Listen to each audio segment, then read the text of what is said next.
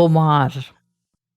خمار عربی لفظ ہے جس کی جڑ ہے لفظ خمر یعنی شراب.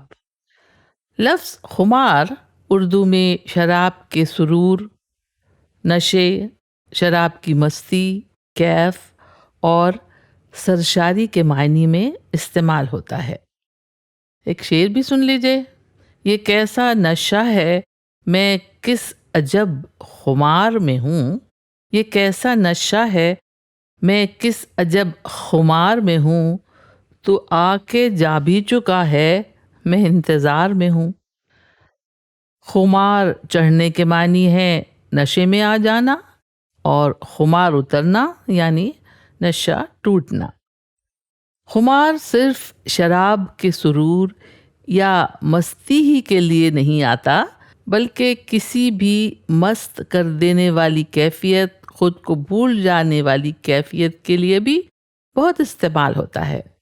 جیسے محبت کا خمار، دولت اور شہرت کا خمار، اور مخمور لفظ بھی خمار سے نکلا ہے.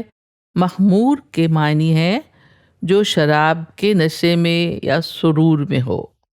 اور مخمور آنکھوں کا ذکر شاعری میں بہت آتا ہے، یعنی آنکھیں جن میں خمار ہو یا نشے میں چڑھی ہوئی آنکھیں، نشیلی آنکھیں، انہیں خمار آگی آنکھیں بھی کہا جاتا ہے.